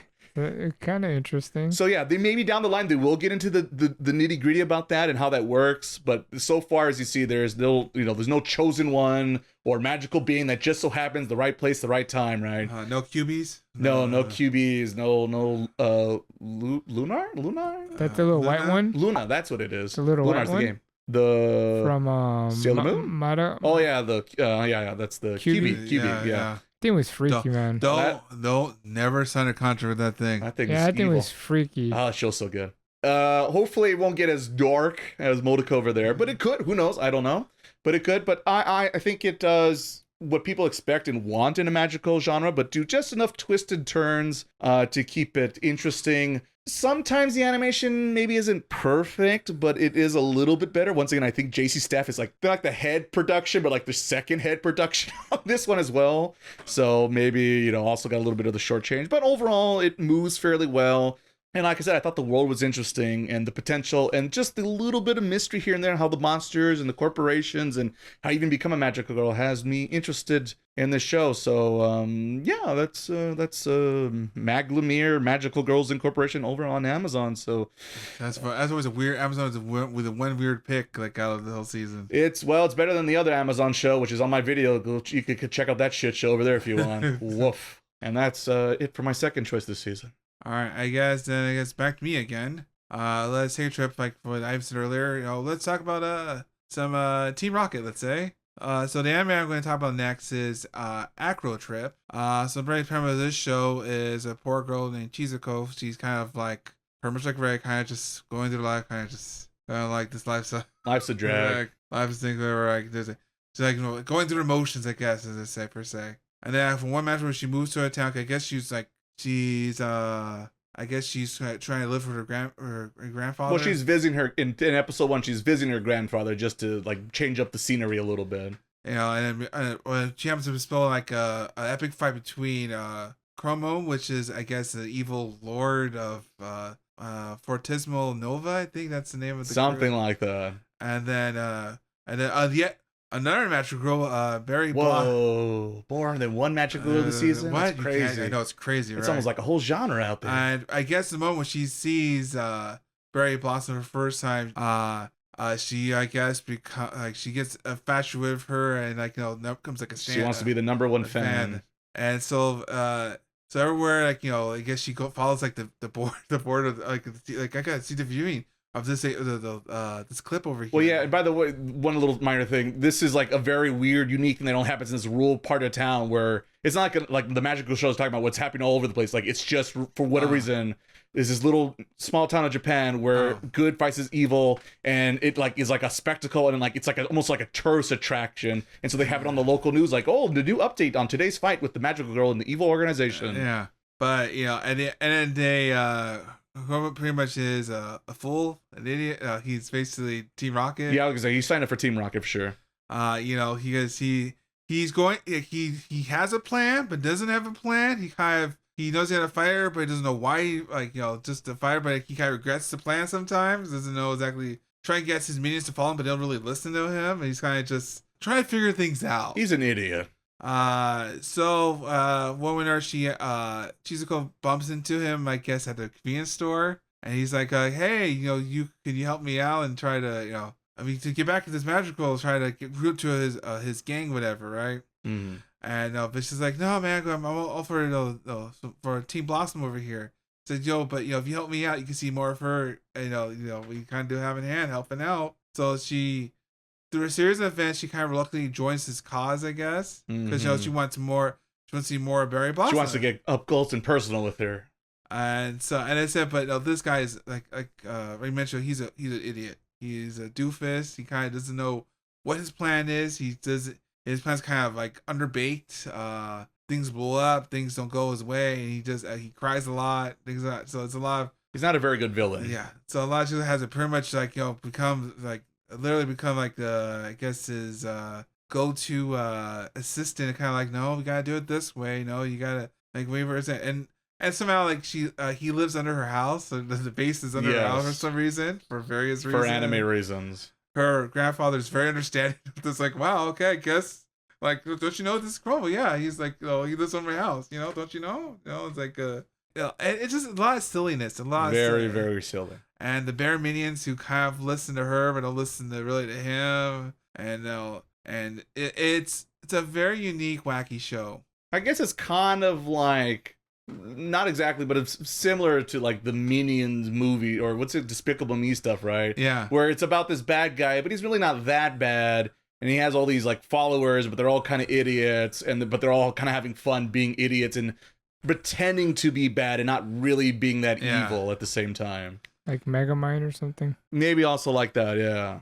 Yeah, so like I said, so it just shows like, she's trying to, I don't want to join this cause, I want to be, I'm a Team Boss, I want to see more of her, but she luckily has to help him because, well, her helping him, he can't get off to first base, let alone get further. And so he wants to see more of her, so it makes her happy. So it's a whole weird dynamic of like she has to participate this thing so that way everyone's happy, very much. Kind of reminds me of the other one we watched, the Hero one. The one of the Demon Lord. Oh, Demon Lord and the One Room Hero. Yes, definitely like that kind of. Yes. Yeah, but more so than anything else. It's a lot. Like I said, because Chrome pretty much he does not get his He's just a lazy, dumb fool that somehow has moments of genius on him. Like The Office? Kind of. Yeah, I guess so. I think about it. Yeah. I guess like Michael Scott, where he looks like a moron, but every so times he can close the deal, right? Yeah. So it's a lot of fun. Shenanigans. It's a new studio.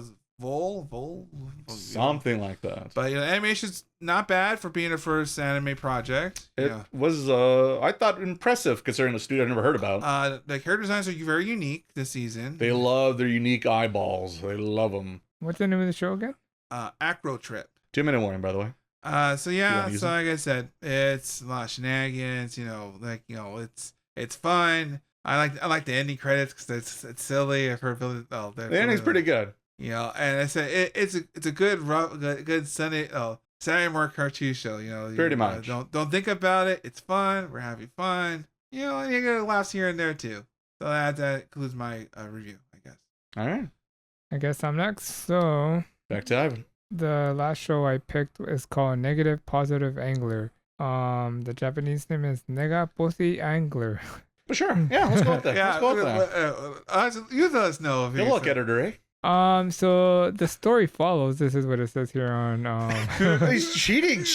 According to Crunchyroll, expert says. Aye. So Tsunehiro Sasaki. That's the main character. So, it says that he is depressed.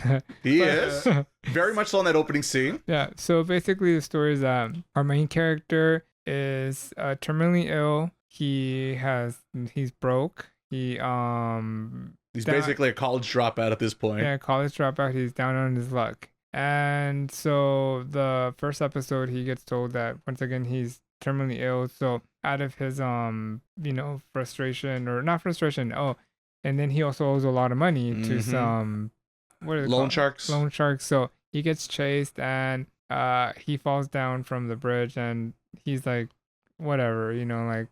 My life is horrible, so just let it end. But he gets rescued by, what would you call him, like a rat pack or like a group of hobbymen fishermen, I guess. He gets rescued by them, and sure enough, so here starts like the story of like the real story begins. Him becoming friends with this group of characters that really love fishing, and it's a very kind of realistic show, of like. Of a lot of things. So this one, I think I've only seen 4 episodes. I haven't seen all of them.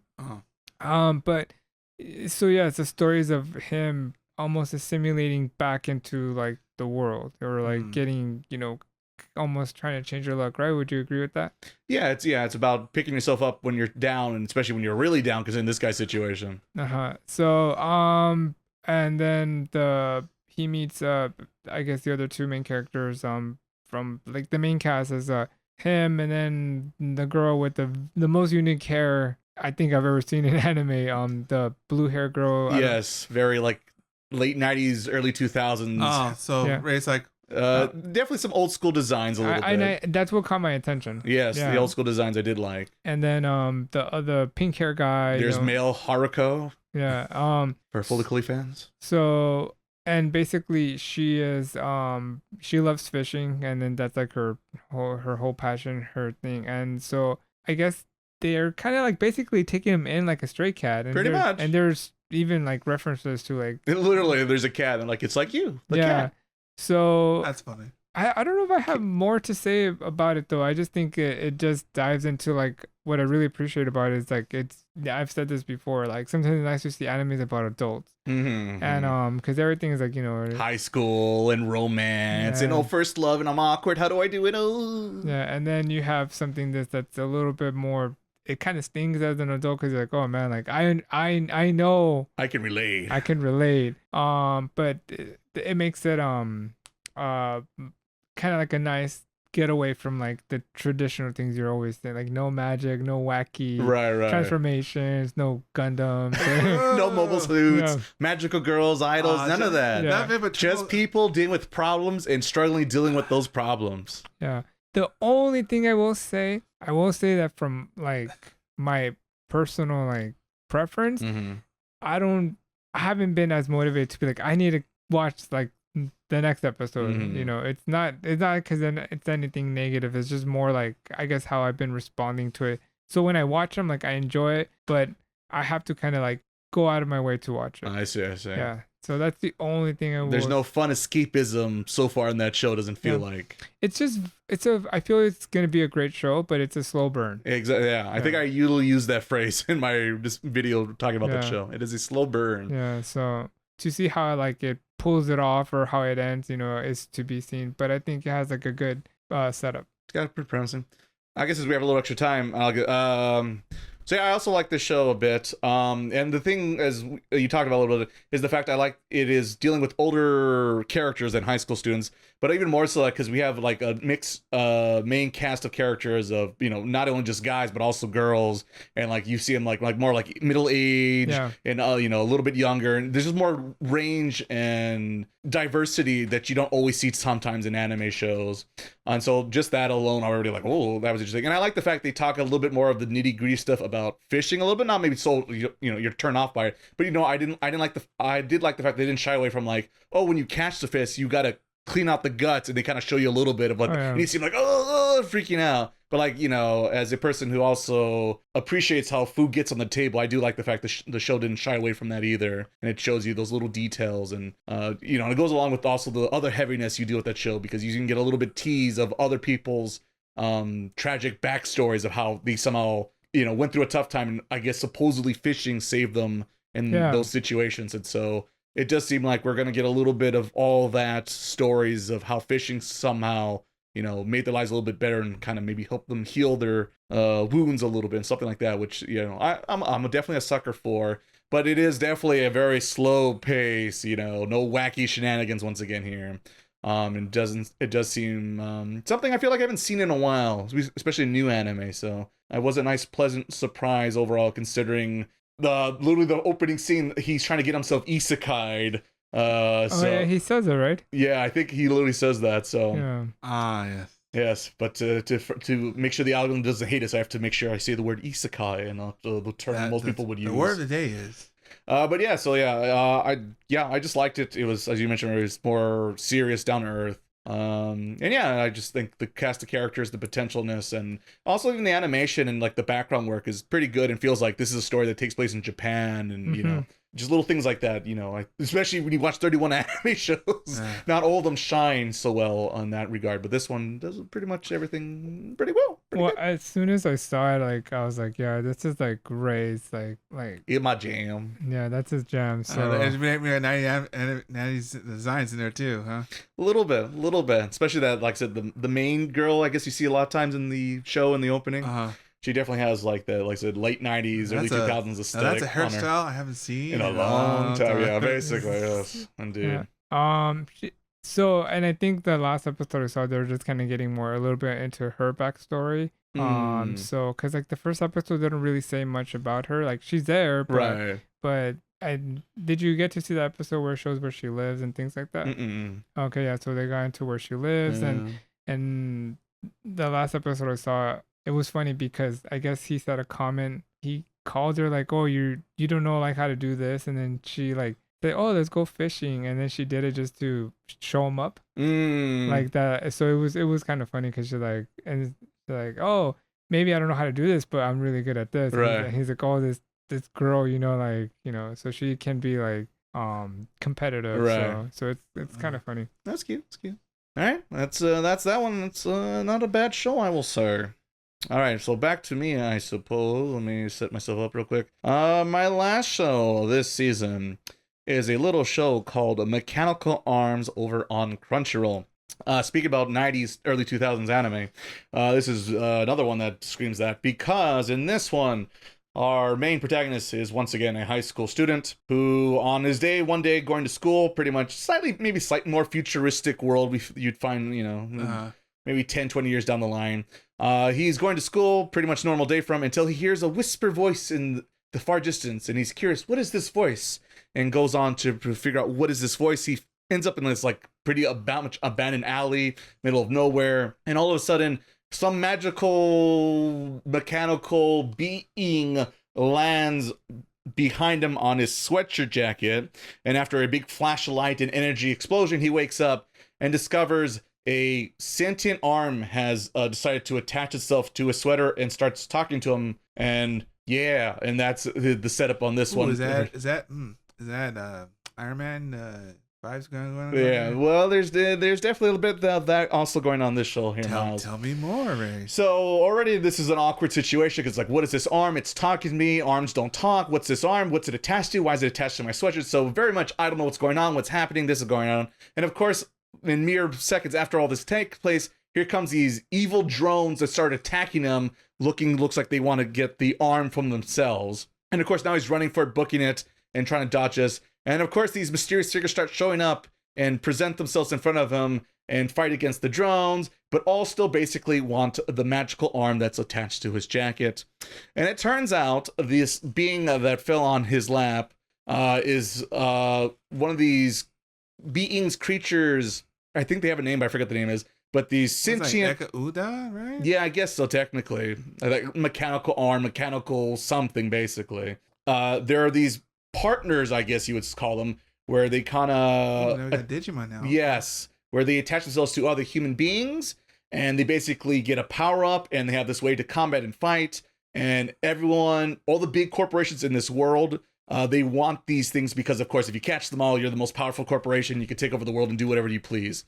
And so basically, there's these two fractions that want it. There's the evil corporation that just, they don't care about these sentient beings. They just see them as weapons and just like, shut up, don't talk, do what I tell you. They're trying to like dominate them, right? They're not like in harmonize with them. Yeah. And then there's the more peaceful group who is like, let's work with these beings and let's like enhance ourselves and let's understand them and, better ourselves all together. And so, yeah, that is the show. It is these two groups, the evil and the bad versus the good, fighting out, duking it with their mechanical partners. Each one has a different power and aesthetic and vibe and look. Like I mentioned, our main protagonist has basically a giant arm that kind of pops out of over his backside. And when they team up in full sync ratio, so Ava, Mega Man fans rejoice, we got a show for you. I mean, we just keep telling me this. And they power up and level up, and of course it gets bigger and stronger, and they do a lot of action-oriented stuff that you would expect in a show like this.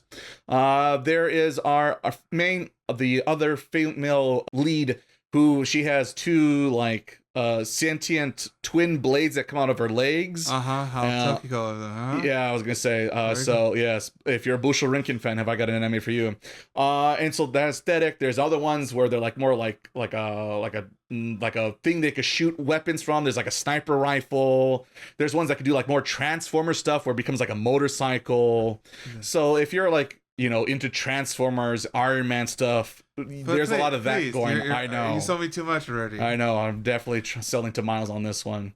I do like that stuff. I've always been a fanboy of like the machine human thing. Yes, and so it is definitely, once again, it's very Digimon, Pokemon-ish, where you're teaming up with your Pikachus, your Charizards, whatever, and you're battling out, but you're battling in it, you know, for the greater good, not doing it for like selfish greeds. You're not, it's like Mewtwo, right? You don't want to be Mewtwo. Mewtwo's bad. He's evil. He's trying mind controlling these poor Pokemons for his own selfish greed. And so, yeah, it's very, once again, very 90s, 2000s setup and setting. And it's definitely about that, about, you know, harmony and working together and overcoming where's my fry? Hard times. Shut up and give me my money. Take my money. So yes, and yeah, the action is actually pretty good. If you're a fan of Studio Triggerworks, so Gurren Lagann, Kill la Kill, those kind of shows, it definitely has a lot of that aesthetic and vibes to it, where it's very over the top. The camera's constantly moving. If the show's not in 3D, and I think it's in 3D, but it does a very good job of doing like a 2.5 thing where it looks 2D, but then they rotate the camera where you can only do things if they were done in 3D. So it does a good blend of both those two kind of, you know, visual types of anime. So yeah, I think that's pretty ballsy and different for another studio I think is relatively new to the scene. I didn't recognize their name when I looked them up. So yeah, the worlds are pleasing, the different character types and the different way they transform and the interactions. The characters are very colorful and different. They have very, you know, once again, very Pokemon aesthetics. Like, oh, it's the gym leader for the fire style, and it's the gym leader from that. They have a lot of that going on in this show as well. And so each character stands out, has different powers. And yeah, it's just the music's also pretty good. It gets you nice and pumped up, you know, little My Hero vibes when it comes to the big action scenes. You see the evil organization. There's a lot of layers. There's, I guess, is like a base / forte equivalent kind of roaming around. There's also a Doc Ock equivalent also shows up in episode 3. So yeah, if you're a fan of like superhero stuff, or once again like the Digimon Pokemons where you're in harmonies with a buddy that's, you know. Did we all win right now? Is that what happened here? Did we just win? There you go. I think Mechanical Arms is checking a lot of boxes if that's something you're into, and I was another pleasant surprise with that show as well. So yeah, pretty good choices this season for myself. Though I guess it's a little easier when you watch everything and you can pick which ones you want. And once you kind of go, no, I don't know about this one. So it was maybe a little extra hard work on my part, but I think it was worth it. It was worth it. Yeah, just to watch 90 episodes of anime. You know, and you cram it down to a 50-minute video, and if you can too have a great time in every anime season. I wouldn't recommend it, but if that's what you want to do, then by all means. That's what makes me different from you people. I'm on another level. All right. So I guess I'm assuming we're good. That's it for Mechanical Arms. Good stuff going on there. I felt bad because I feel like I should have chose that one anyway. Okay, so I guess I'm going last. We're going to now. Ray, tell me if you don't hear this before from this one. I know what it is. I was looking at the list. I'm like, oh, there it is. So, okay, folks, here. Let's check the box, everyone. Let's check the box. There's a student, who's going to go to, guess what? Tokyo University. And so he needs to ruin the space. So where are you going to go to, you know, nearby so that we can study for space? Well, you have to go to a shrine. And then, you know, you name it, we got it. But this time it's a shrine. Of course, the shrine, there are shrine maidens. Shock. Our main protagonist, Uryu, which I think is funny because I don't know why I was thinking like Bleach for a hot second. Because that was the last one. But that is fun. I think about that. What's the last time you hear a character name like that? Not very common, no. I was like, where's his little bracelet? He's gonna. There you go. That's also this season, by the way. We gotta get there eventually down the road. So basically, the premise is that, of course, he wants to become a doctor at the Tokyo University. Compared to Tokyo University, you could do everything. You could be a doctor. Technically, Kyoto, very different. Yeah. Oh, Kyoto. Very different from Tokyo. So he wants to become a doctor. So he wants to go to a school so he could cram to study. So in order for him to, I guess, maximize his potential, he wanted to go to this nearby so that he could study and a place to live that's nearby the university. So I guess he makes a deal with this old gentleman, or old gentleman, to stay at his shrine. What he does not know is that there's a caveat, a slight little caveat, is that he has 3 granddaughters. Very we have one younger one I guess at the same age because he's like 17, she's like the same age, and one that's older. And pretty much like, well, you gotta marry one. You had to eventually one of us take over the shrine. That's the catch of him staying at the place. Of course, like every anime, when we get to this route, there's always, the time for it, the ecchi joke here. Is this a harem? By the way, what's the name of this anime, by the way? Oh, tying a knot with Amagami's sister. There we go. Nah, sorry. I was trying to build the whole. I should not. No. Love Hina fans rejoice. Sorry. So that's what we're dealing with. So for every 5 minutes, the front show pretty much he's trying to deal with the situation he's currently in because he's kind of in a he wants to go to school, tries to learn to become a doctor, but then they got to deal with getting married to a girl, the people they rarely knows, and all these sisters are very difficult because one's like an art stool, but she's also kind of an airhead, but she's an art student. One's pretty much your classic tsundere. Whoop whoop. I wonder which one Ray's going for, everybody. Let's all check the first time listeners. Welcome. Is that kind of what's it called? Yeah, tsundere. Yeah, I think so. Yeah. And then Asahi, which is the younger sister, she was more playful, the impish one, I guess. What does that mean, impish? Whatever the pseudo harem character is half the time. Yeah, a lot of koi, kind of trying to get you to react to whatever they're doing, but it's she's silly, playful, I guess. Yeah, like Nagatoro. I know she's extreme, but yeah, a little, but like a very dubbed down version. She's more a Takagi-san than. Yes, that's the better equivalent. What does that mean? The teasing one. Oh, okay. Yeah, okay. she's more. She's teasing. She likes to tease a lot, but she's not sadistic like Nagatoro is. Yeah, that's what she's a little too into it. To my knowledge, she's definitely got the whip in her closet. I'll tell you that. Yeah, there's that. So pretty much he's trying to deal with them living in a shrine with this situation he's in, but also we'd also talk more about the shrine is as to the city and to the townsfolk, and more like what's belief in God. Do we believe in God? Because he's very strictly like he doesn't believe in fate, whatever like that. He's pretty much he hardworking thing will get you forward in a way of life. And there was like, well, just you gotta pray to gods, you gotta blessings to gods, because gods help you out. They do things like that. So it's like their Shintoism, especially with the middle sister Yuna, the tsundere. They're like, well, that's how you're supposed to do it. It's like, well, they silly butt heads all the time. Yeah, of course she's probably gonna win because tsunderes always win. Best girl. So but there's a lot of like with the town folk and try what does because I guess their mother, the sister's mother, she vanished years ago. Mystery. And there was what happened to her, and now because Spirited away. And she was very good because she was a shrine maiden as well. She was very good at job to get people to shrine, but ever since she left, the shrine's a little falling to pieces, not doing as well as they did back in the day. I guess the landlord there says they need to pull a certain number so that way, or they're gonna lose the shrine pretty much. Oh no. And so it's a whole mixed match. That very bit of drama, then you get like a moment of etchiness for some reason. Because we horny. And mostly with the older sister, because she's like. She got them big old boobies. Yeah, and the author. Oh, you watched it too. Oh, I've seen it. Once again, I've seen everything this season. Let's say the author has a choice. I feel bad for her back. Yeah, and because it's constantly. Because she's kind of airhead, so she kind of she's she's the punching bag basically. But but at the same time, she's the someone has to be the chosen one, and it's her. Yeah. So there any ecchi plays you want, that's where you're gonna use her most of the time. 2-minute warning, by the way. All right.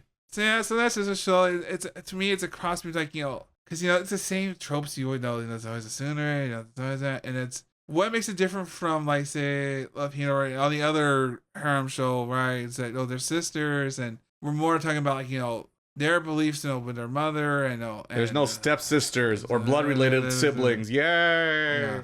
Yeah. And then he's not trying. He's trying to deal with situation, but he's not actively trying to pursue any of the girls or things like that. And plus, he's not also the awkward shy, like, oh my god, girls, I don't know what to do.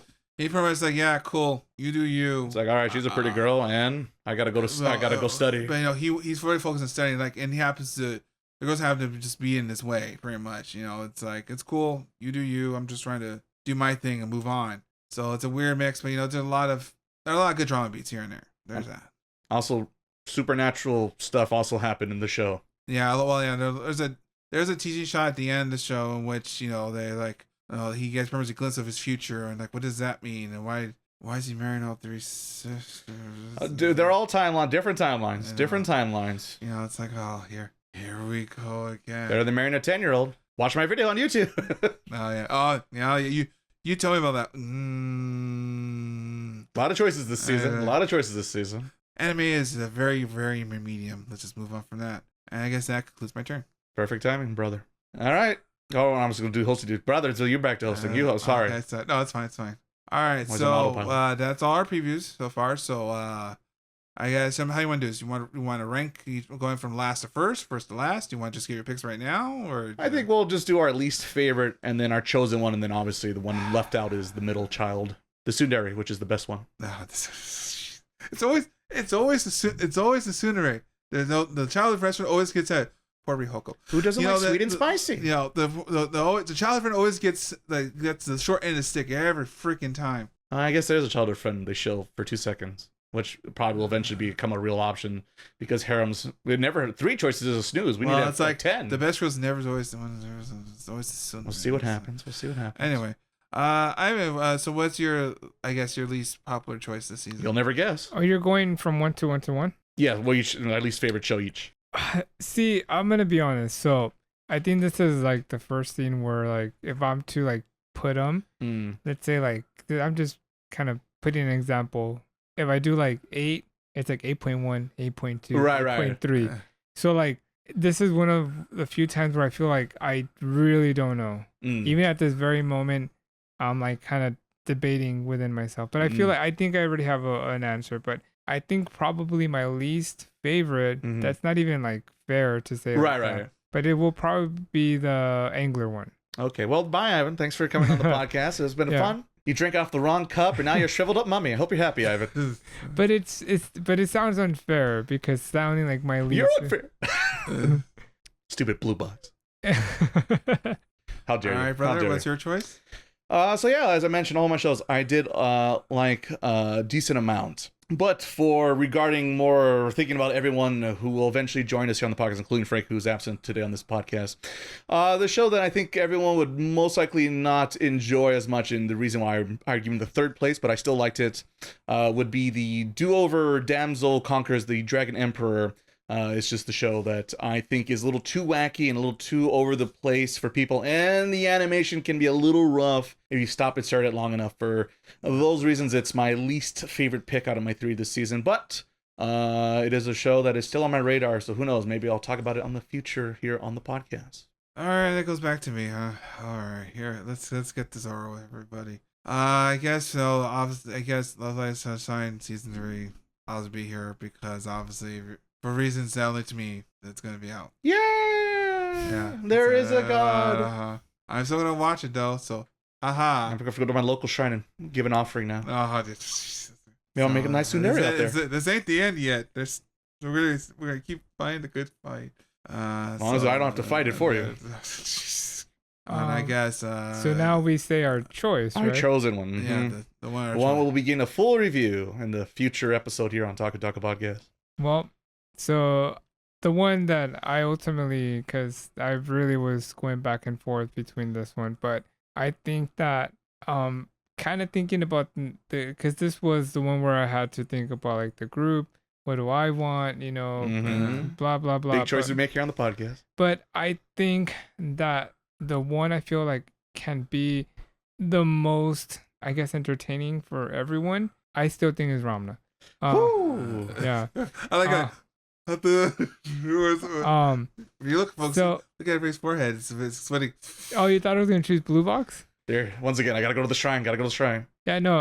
Yeah, I'm still choosing Ranma. So, I do think that, because I mean, I love the old anime. So there's still some things that I'm not like the biggest fan of it, but just between these 3 shows specifically, I think that it's the one that has like it's more kind of like upbeat, to kind of like watch it, so when it came to like the angler one, I think the angler was I said slow burn, so it's one of those that like it can be a great payoff, right, or it can just fall off. So I think it's a little It's a risk. It's a risk. It's a little risky, but it's one of the shows I'm like, if you want to watch it, I'll definitely like do a review on that show too. Very good chance that'll happen. But the blue box, it's just like, when you want to digest junk. Mm-hmm. It's definitely Ivan junk food. Yeah, so that's the way I see it. But it's as a group, I'm like, I can't promise anything good with that one. But Ramna, I mean, I know the story, I know it, and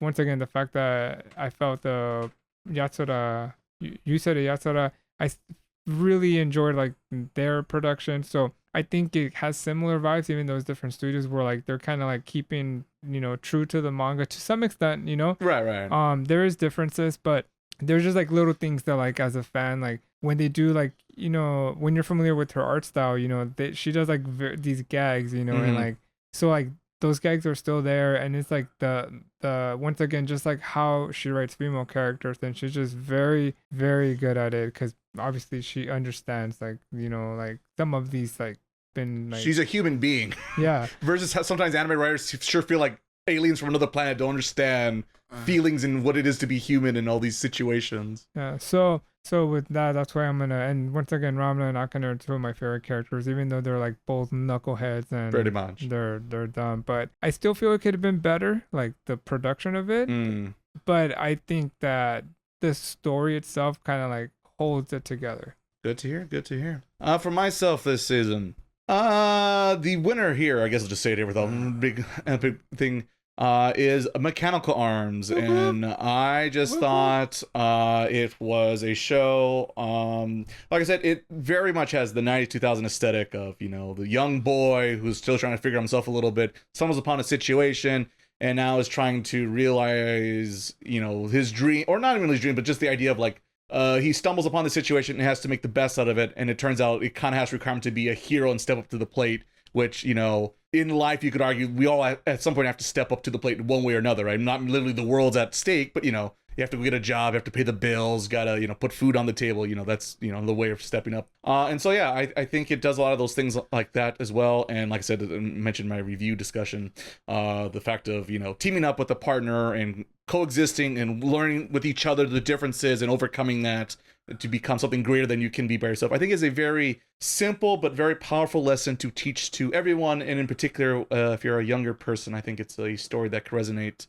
pretty powerfully. And for those reasons, I decided to get the nod there. And I knew Miles, I'm already sold with him just because it's nothing but like Transformers, Digimon, Iron Man, and yeah. So like I knew I definitely had one vote going my way, and I figured Ivan being a Pokemon fan, it's got a little bit of the Pokemans going on there. So I think overall, I think it's the safest bet that people will like, and won't require everyone to have a good understanding of the magical genre, as the other one kind of requires you to get all the innuendos and references a little bit. So that's why I gave it the nod this time around.